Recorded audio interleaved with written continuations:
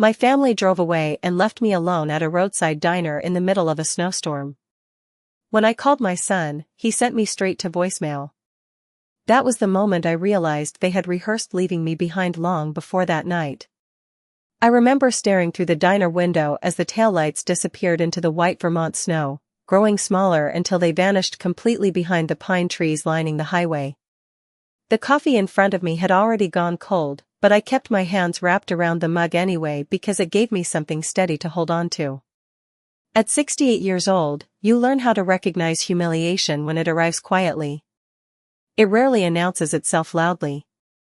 Most of the time, it slips into your life through little moments people expect you to ignore. Melissa had smiled before they left. That was the part one couldn't stop thinking about. She stood beside the SUV wearing her cream-colored winter coat, one hand resting lightly on Ryan's arm while snowflakes collected in her blonde hair. "We thought you were right behind us," she'd said sweetly when I walked out of the restroom and realized the parking lot was empty except for one pickup truck covered in snow. Her voice carried that careful politeness she always used when she wanted to appear innocent. Ryan wouldn't look at me directly. My son had once cried when he accidentally stepped on one of my roses as a child. Now he stared down at his car keys while his wife explained why they had almost abandoned me 200 miles from home. "Self-service is bad up near the cabin," Melissa added. "We didn't want Lily getting carsick waiting around." Then Lily rolled down the back window slightly and looked at me with wide nervous eyes. "Grandma, are you coming with us?" she asked softly. Before I could answer, Melissa gently pressed the window button and the glass slid closed between us. I stood there holding my overnight bag while snow collected on my shoulders. Ryan finally opened the driver's door. "We'll save you some dinner," he muttered before climbing inside. Then they drove away. I wish I could say I was shocked, but the truth is something inside me had been preparing for this moment for years. Ever since my husband Walter died 18 months earlier, I had slowly become unnecessary to my own family. Not unwanted exactly. That would have been easier to confront. No, I had become inconvenient. There's a difference. Unwanted people are at least acknowledged. Inconvenient people are quietly moved aside like extra chairs after dinner. The waitress at the diner refilled my coffee 3 times without asking questions. She was probably in her early 20s, with tired eyes and chipped red nail polish. "Roads are getting worse out there," she said gently while wiping down the counter beside me. "You waiting on somebody?" I looked down at my wedding ring, still resting on my finger even after all this time. "No," I answered after a long pause. "I think they already left." Outside, snow continued falling over the empty highway while somewhere in the mountains my family settled into a warm cabin weekend that I had paid for. The snow had nearly stopped by the time the waitress helped me call a taxi service from Burlington. The driver arrived 40 minutes later in an old Ford Explorer that smelled faintly like gasoline and peppermint gum. He loaded my suitcase into the back without saying much, and I was grateful for that. Some kinds of embarrassment become heavier when another person tries to comfort you. I spent most of the ride staring out the window at frozen fields and dark barns buried beneath snowdrifts, while windshield wipers dragged slowly across the glass. Every few miles we passed small houses, glowing warmly against the winter darkness.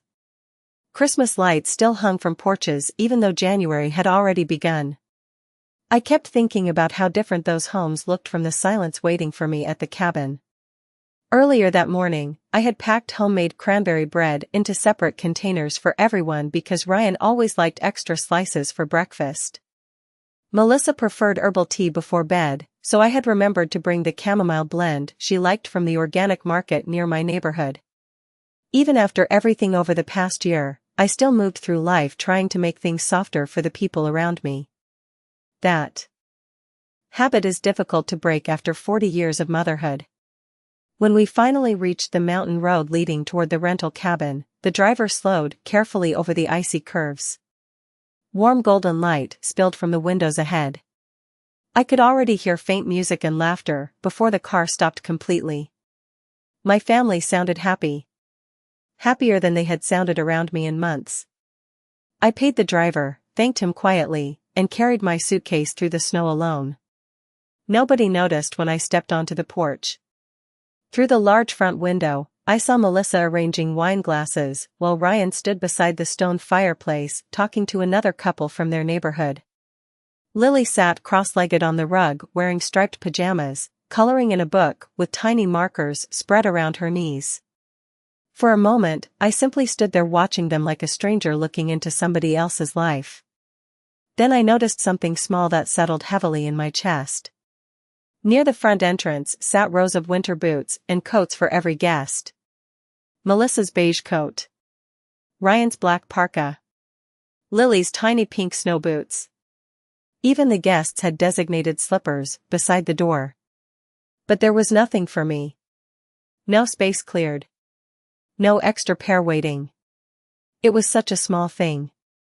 That was what made it hurt. Melissa opened the door with surprise, carefully arranged across her face. "Evelyn," she said softly. "Oh good, you made it." Made it. As though I had simply wandered off on my own. Warm air rushed past me carrying the smell of cinnamon candles and roasted chicken. Ryan finally looked up from across the room. "Mom," he said awkwardly. "Roads were bad." I nodded once and removed my gloves slowly. Apparently. Nobody apologized. That was the strange part. Everyone acted as though the evening had continued normally after leaving me behind at the diner.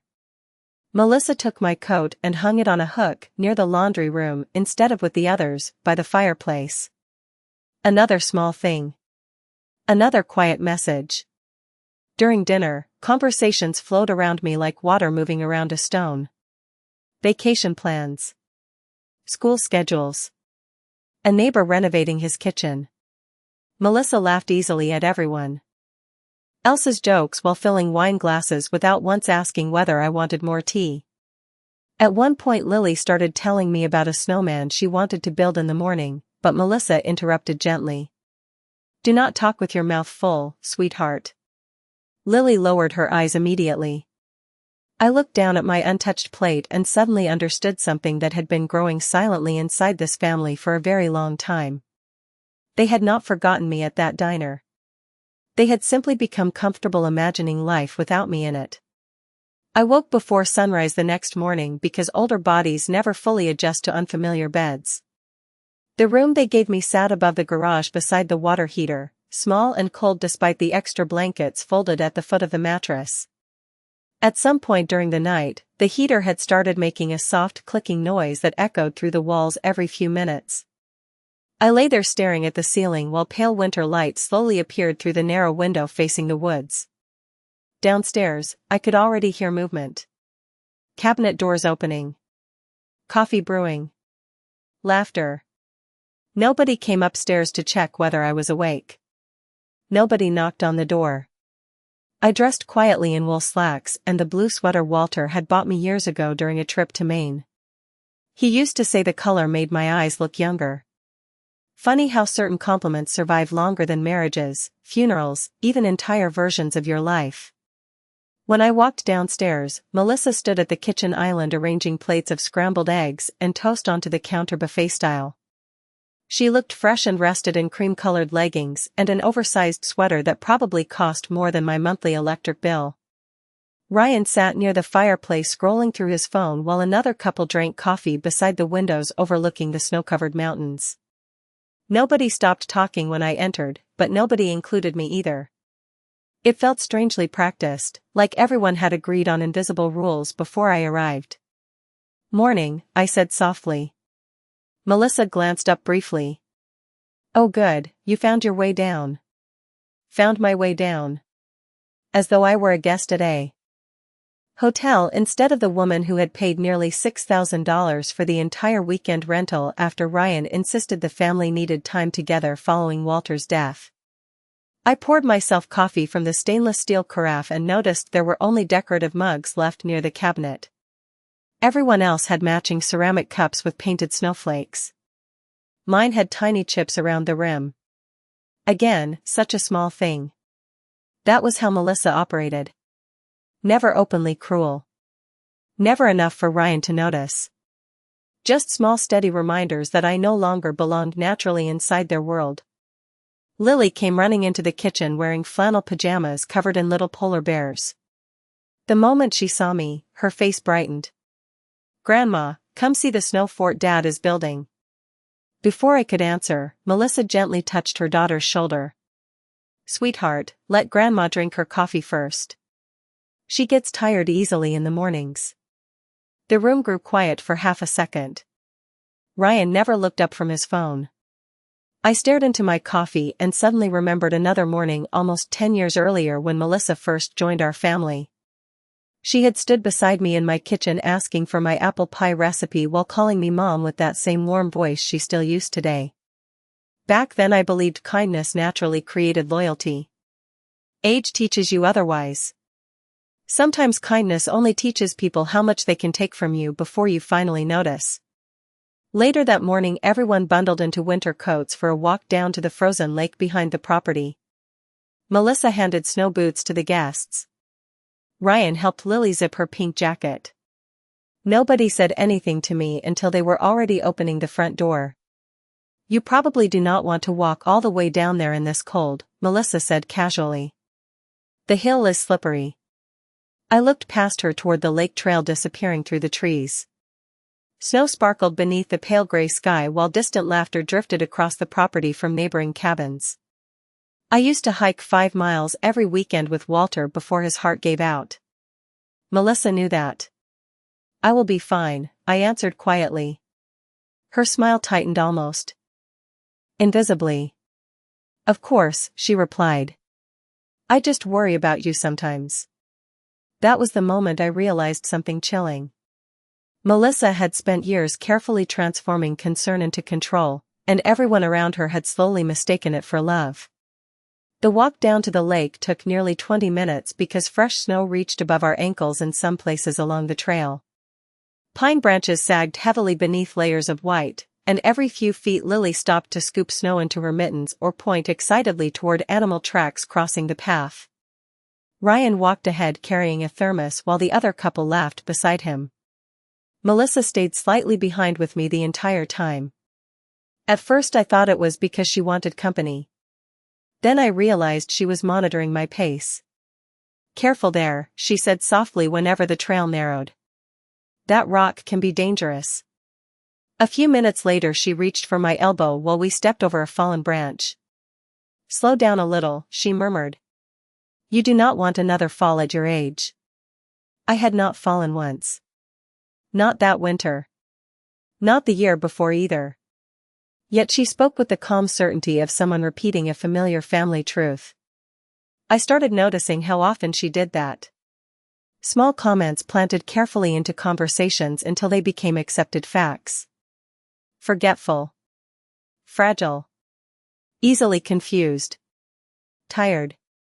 None of it dramatic enough to confront directly. Just enough to slowly reshape how people saw me. When we finally reached the lake, the surface looked like frosted glass stretching endlessly beneath the gray sky. Lily immediately ran toward the snowbank near the shoreline while Ryan followed behind her smiling for the first time all weekend. For a brief moment, watching my son laugh beside his daughter, I almost recognized the boy I had raised. Then Melissa pulled out her phone. "Family picture," she announced brightly. Everyone gathered near the frozen dock while snow drifted softly around them. I stood a few feet away waiting quietly, assuming someone would motion for me to join. Nobody did. Melissa adjusted the camera against a tree stump and hurried back beside Ryan, slipping her arm through his. "Perfect," she said. The timer flashed. They smiled into the camera while Lily waved excitedly between them. I remained standing alone near the shoreline with cold wind pressing against my coat. After the photo, the other woman glanced toward me awkwardly. "Oh goodness, should we take another one?" Before I could answer, Melissa shook her head lightly. "This one is really just for our Christmas card." Our Christmas card. Such an ordinary sentence. Such a deliberate exclusion. Ryan heard it too. I watched his expression shift for half a second before disappearing again into silence. That hurt more than Melissa ever could. A cruel person behaves exactly as expected. But quiet betrayal from someone you once carried in your arms feels entirely different. Later, while everyone explored farther down the shoreline, Lily wandered back toward me dragging her tiny sled behind her boots. Her cheeks were pink from the cold. "Grandma," she whispered carefully, "Mom said not to tell you, but she already ordered the Christmas cards last week." I looked down at her small worried face. "Did she?" Lily nodded slowly. "There is one picture where everybody is by the fireplace at home too. You were upstairs sleeping." The air suddenly felt sharper inside my lungs. I remembered that evening clearly now. Melissa had insisted I rest because the drive exhausted me. I had fallen asleep beneath thick blankets while downstairs my family documented memories designed to look complete without me. Lily shifted nervously beside me. "I told Mom it was mean," she whispered. "But she said old people do not like too much attention." Somewhere behind us, Melissa laughed loudly at something Ryan said. I turned toward the sound and watched them standing together against the white frozen lake looking polished and perfect enough for any holiday card in America. Then I understood the real reason Melissa stayed close to me all weekend. She was not worried I would fall behind. She was making certain I already had. That evening the cabin grew quieter after dinner because the snowstorm outside had strengthened again. Wind brushed softly against the windows while the fireplace cracked beneath glowing logs that Ryan kept feeding every hour. Melissa opened a bottle of red wine for the adults and arranged little bowls of almonds and chocolate-covered pretzels across the coffee table as though she were hosting a magazine photo shoot instead of a family weekend. I sat in the armchair nearest the staircase with a blanket folded neatly across my lap while everyone else gathered close together near the fire. No one directly excluded me anymore. That was the strange evolution of family cruelty. First they remove you openly. Then they learn how to erase you politely.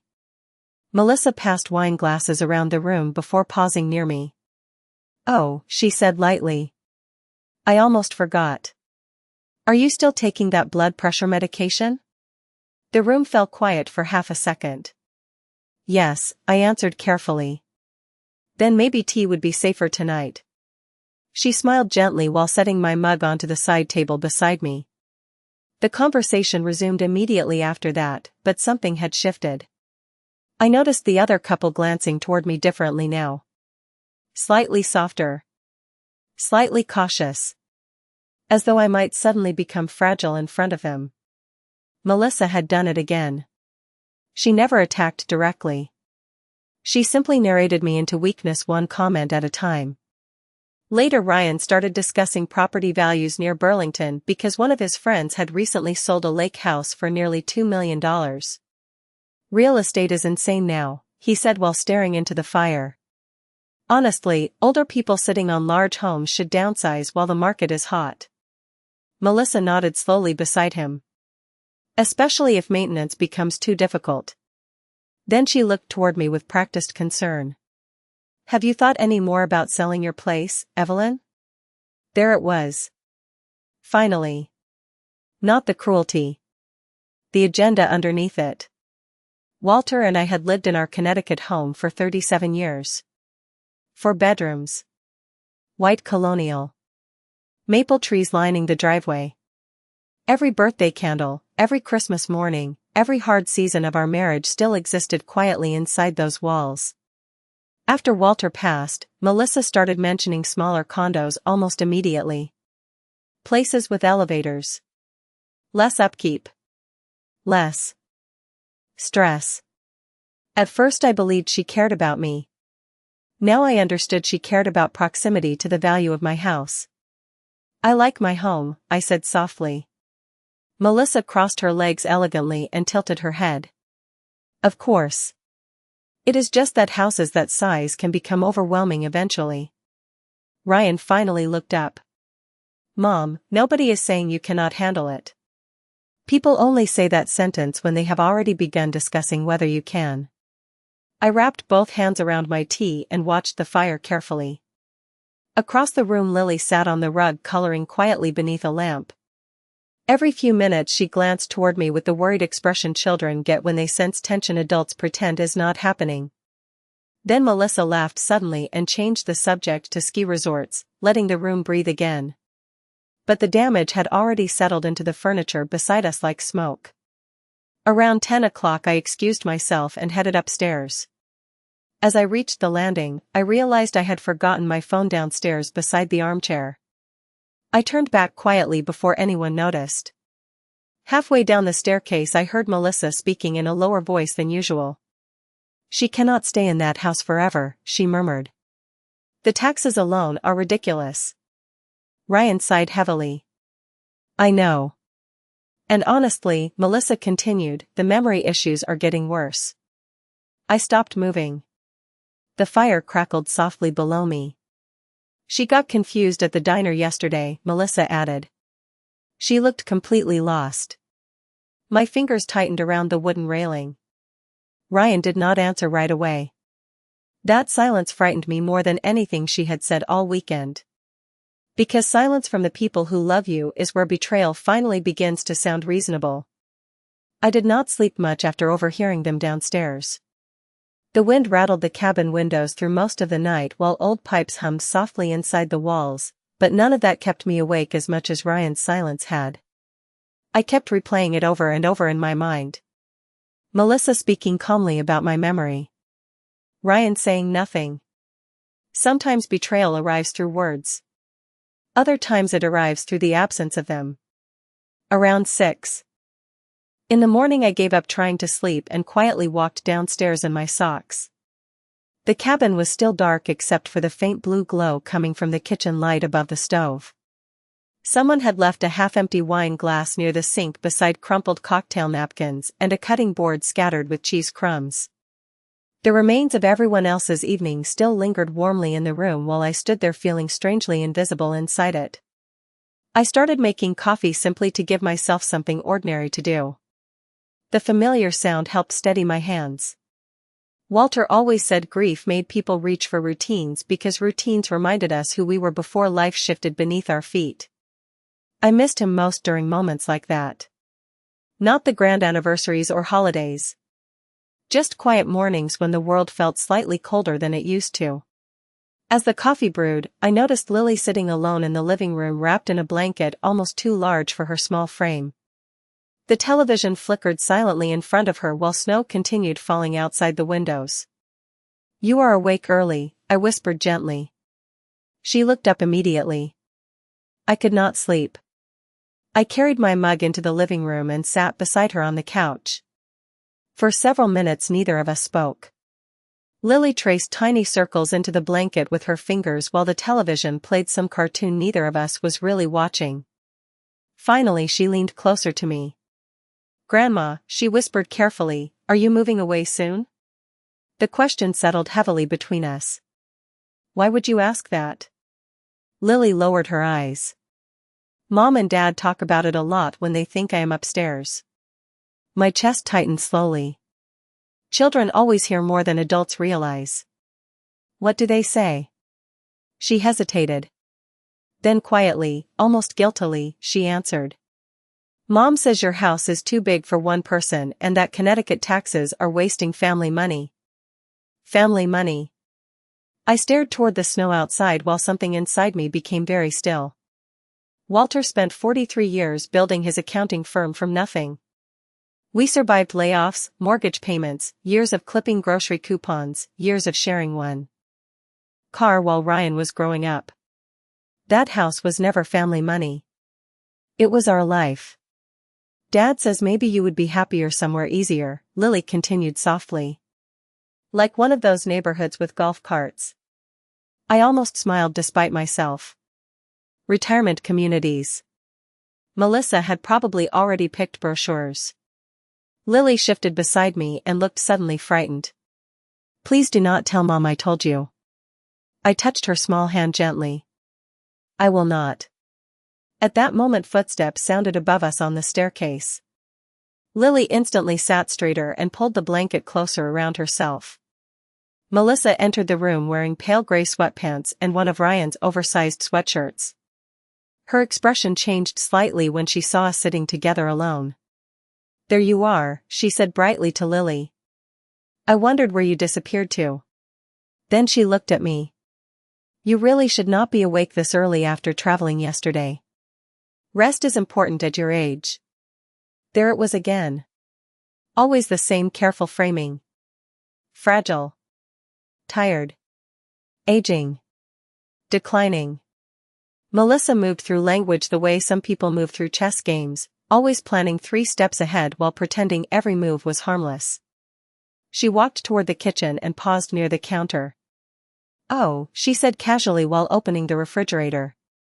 "Ryan and I were thinking maybe we should all stop by that lovely retirement village near Hartford sometime this spring. Just to look around." I lifted my coffee cup slowly and watched steam rise into the quiet room. Then I looked directly at her for the first time all weekend. "Melissa," I said calmly, "I am not the one getting ready to leave my home." For the first time since Walter died, her smile disappeared completely. The rest of that morning moved with the strained politeness families use when everyone senses tension but nobody wants to acknowledge it directly.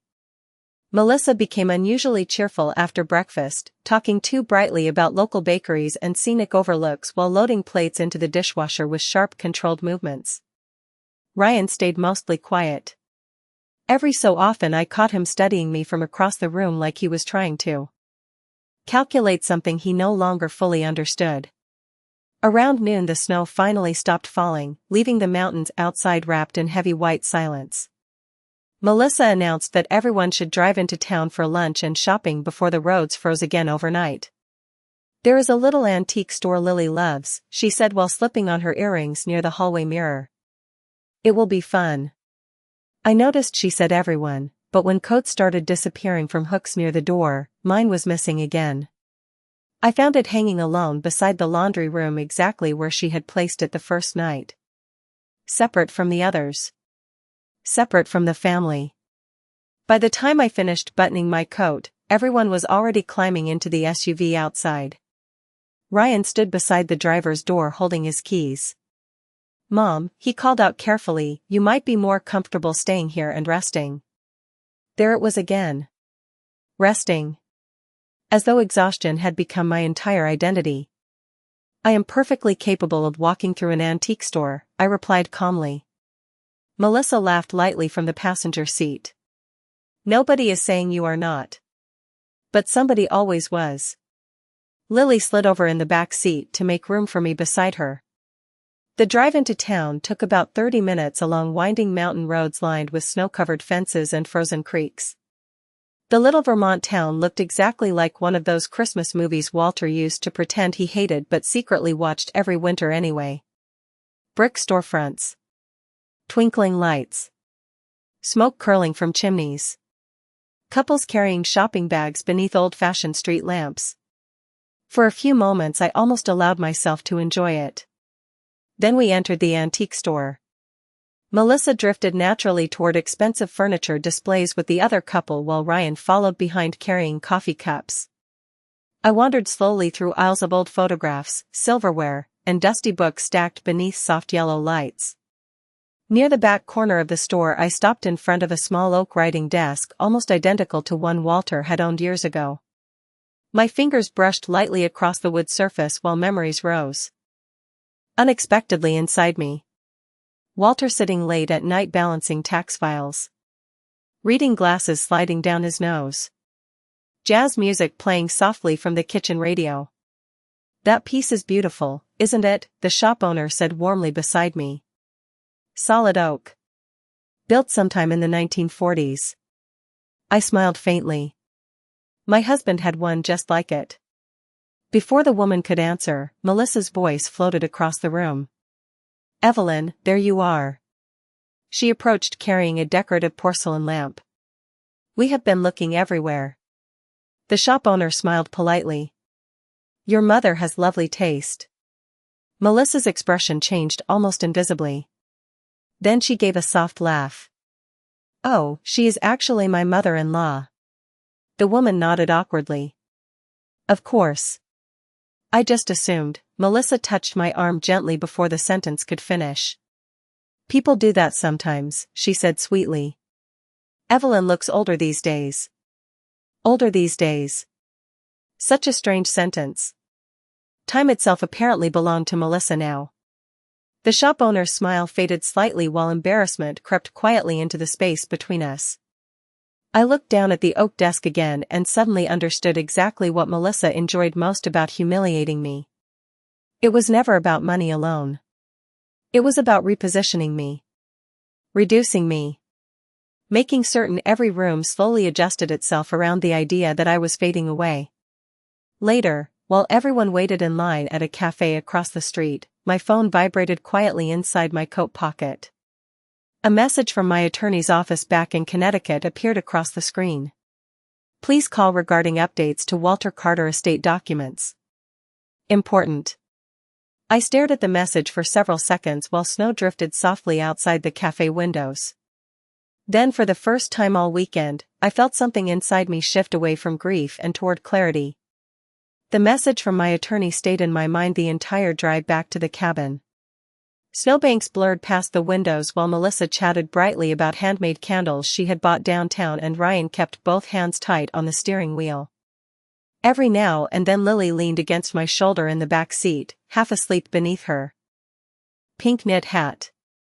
I rested one hand gently over hers and stared out at the frozen countryside while something inside me slowly settled into place. 4 months after Walter died, I had moved through grief like someone walking underwater. Everything felt delayed and heavy. I trusted people because I was too exhausted not to. But exhaustion eventually fades. And when it does, clarity can feel almost brutal. Back at the cabin, everyone drifted into their evening routines again. Melissa started dinner while music played softly through the kitchen speakers. Ryan helped Lily build another fire. The other couple opened a board game near the dining table. I slipped quietly upstairs with my phone and closed the bedroom door behind me.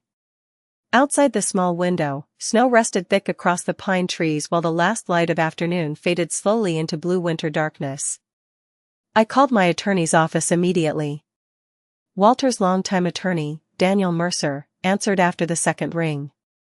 His voice sounded older than I remembered. Evelyn, he said warmly.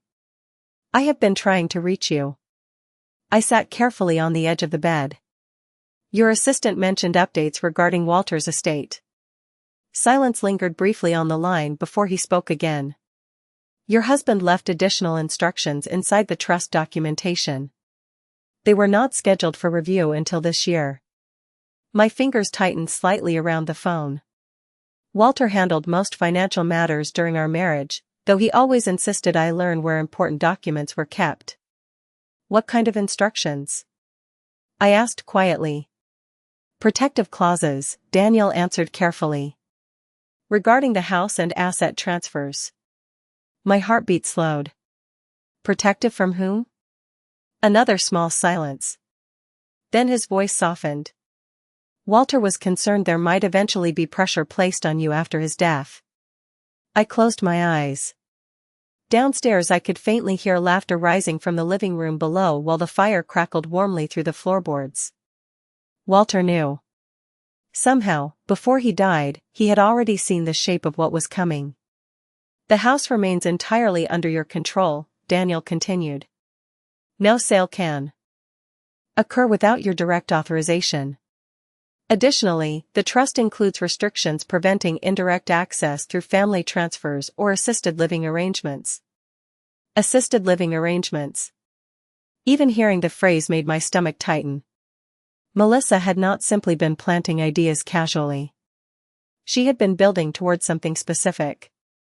There is more, Daniel added. Walter included a personal letter for you. He instructed us not to release it until we believed outside influence might become an issue. For several seconds I could not speak. I pictured Walter sitting at his old oak desk years earlier quietly preparing for a future he would never see. Protecting me even after death. Can you email it? I whispered finally. Of course. After we ended the call, I remained sitting silently in the dim bedroom while snow tapped lightly against the glass. A few minutes later my phone buzzed again. One new email. I opened the attachment slowly. Walter's familiar handwriting filled the screen immediately. Evelyn, if you are reading this, it means somebody has started making you feel small inside your own life. My throat tightened so suddenly I had to look away. Below me, the family continued laughing downstairs while candlelight flickered through the cabin windows. But upstairs, alone beside the humming water heater in the room they thought was temporary, I finally understood something important. They believed grief had weakened me. They mistook kindness for confusion. And they had absolutely no idea Walter spent his entire life preparing me to survive people exactly like them. The final morning at the cabin arrived wrapped in pale sunlight reflecting across untouched snow. Everything outside looked clean and peaceful, the kind of winter scene people frame on holiday postcards. Inside the cabin, however, something had changed quietly overnight. Not in them. In me. I woke early again, but this time I did not lie staring at the ceiling listening to pipes creak through the walls. I dressed carefully, brushed my hair, and applied the pearl earrings Walter gave me on our 30th anniversary. Small armor. That was what he used to call elegance. By the time I walked downstairs, Melissa stood in the kitchen packing leftovers into plastic containers while Ryan loaded suitcases near the front door. The weekend was ending. Everyone moved with that familiar vacation exhaustion people carry when they are ready to return to their real lives. Melissa glanced toward me briefly. "Good morning," she said politely. No comments about resting. No soft concern about my age. After yesterday morning, she had become more cautious around me, though I could still see calculation moving quietly behind her smile. Ryan looked uncomfortable the entire time we packed the cars. Twice he started speaking to me before changing his mind halfway through the sentence. Guilt does that to people. It turns language clumsy. Around 9 o'clock, while everyone gathered near the porch preparing to leave, Lily suddenly ran back inside the cabin. A moment later she returned carrying a folded piece of paper covered in crayons. "I made this for you," she whispered, pressing it into my hands. I unfolded it slowly. It was a drawing of the frozen lake from 2 days earlier. 3 people stood together near the dock holding hands. Off to the side, another woman stood alone in the snow beneath gray clouds. But then, farther down the page, Lily had drawn the woman walking away toward a small yellow house with smoke rising from the chimney. Above it she had written carefully in crooked letters, "Home." My throat tightened instantly. "Thank you, sweetheart," I whispered. Melissa looked down at the drawing and gave a strained little laugh. She has been very emotional lately. I folded the paper carefully and slipped it into my coat pocket without answering. Then Ryan finally approached me beside the porch railing while the others loaded bags into the SUV. Snow crunched softly beneath his boots. For a few seconds he simply stared out toward the trees. "Mom," he said quietly, "Melissa means well sometimes. She just worries." I looked at my son standing there beneath the cold winter sun, 40 years old and still hiding behind somebody else's intentions. "Does she?" I asked softly. Ryan rubbed the back of his neck awkwardly. "You know how things get after people lose someone." I held his gaze calmly. "Yes," I answered. "I do." Silence settled between us. Somewhere behind us Melissa called for Lily to put her seatbelt on. Ryan looked tired suddenly. "Older. We only want what is best for you," he murmured. There was a time in my life when those words would have broken my heart. But grief changes shape eventually. It hardens into clarity if you survive it long enough. I reached into my coat pocket and touched the folded letter Walter had written years before his death. Then I looked at my son carefully, almost gently. "No, Ryan," I said. "You want what is easiest for yourselves." His face changed instantly, like someone hearing truth spoken aloud for the first time. I did not wait for him to answer. Instead I walked slowly past the SUV, past Melissa arranging travel mugs and the cup holders, past the family photograph version of my life they had spent the entire weekend trying to construct without me inside it. Snow sparkled across the mountains while cold air filled my lungs. For the first time since Walter died, I no longer felt abandoned. Because finally, completely, I understood the difference between being left behind and choosing to walk away.